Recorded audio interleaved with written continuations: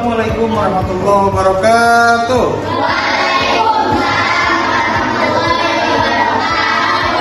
Apa kabar semuanya?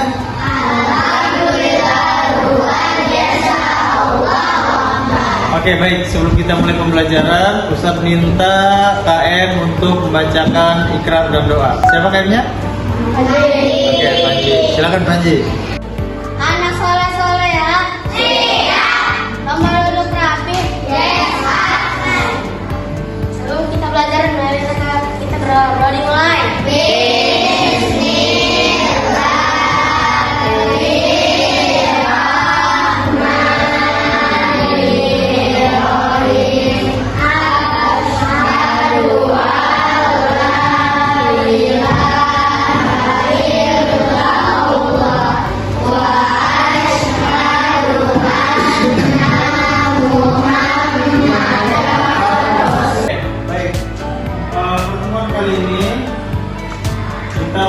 Membahas tentang Quran surat Al-Maun.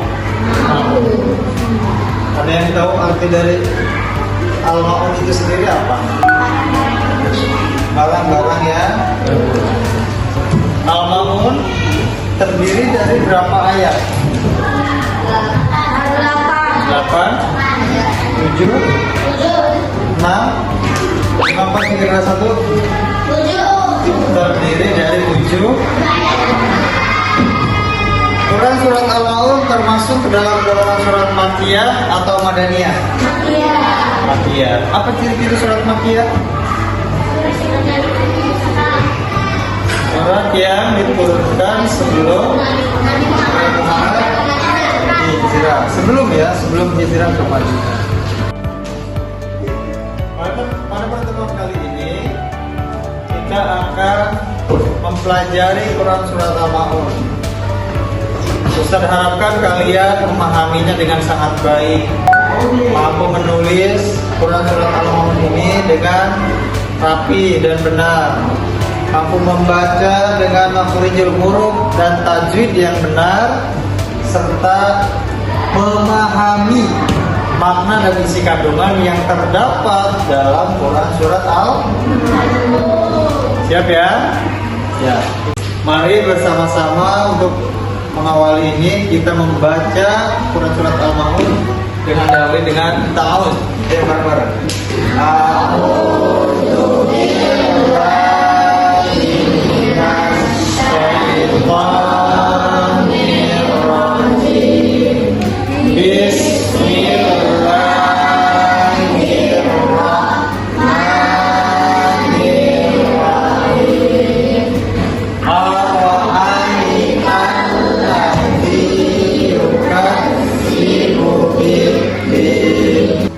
Oke, sekarang setelah kita mempelajari Quran surat Al-Maun, kita tadi sudah membaca, kemudian menjelaskan beberapa ayat tentang tajwid dan makhrijul hurufnya. Sekarang Ustaz akan membagi kalian ke dalam beberapa kelompok. Kelompok perempuan yang di depan ini adalah kelompok 1. Kemudian kelompok yang ada di belakang kelompok 2. Kelompok ketiga laki-laki mulai dari Panji ya. Panji sampai dengan Raska, kelompok 3, kelompok 4 dari sini mulai dari Alif sampai dengan Haikal. Oke. Dalam kelompok ini kalian buka halaman yang ada di buku kalian, yaitu LKPD yang harus kalian kerjakan. Lembar kerja kalian ada di halaman 69 di buku paket kalian. Kalian diskusikan dengan kelompok kalian apa yang kalian lakukan jika ada tetangga kalian yang kelaparan karena tidak punya uang untuk membeli makan. Ya, hasil diskusi kalian tulis ke dalam sebuah kertas. Jangan satu orang satu kertas, tapi satu kertas untuk satu kelompok. Setelah itu kalian presentasikan di depan. Semuanya maju ke depan, tapi ada yang mewakili satu orang yang menyampaikan atau mempresentasikan. Siap? Siap. Oke, silakan kerjakan. Apa yang kalian lakukan jika tetangga kalian tidak punya uang untuk membeli makanan?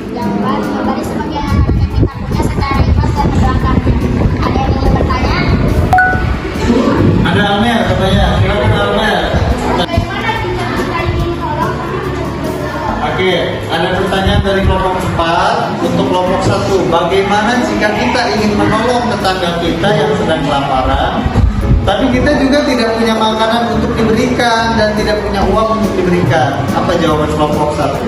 Membantu mencarikan orang yang dapat membantu tetangga kita dan kita harus memberikan semangat kepada kita. Oh itu, agar tidak putus asa ya. Jadi jawaban dari kelompok 1, minimal kita mendoakan, mencarikan orang yang bisa menolong gitu ya.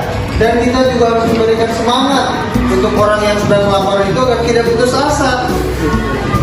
Gimana Almer?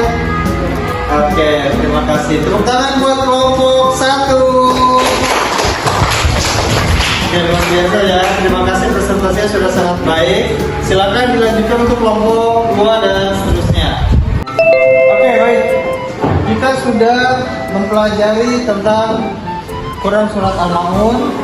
Kita sudah membaca bersama, mengupas tuntas makharijul hurufnya, tajwidnya.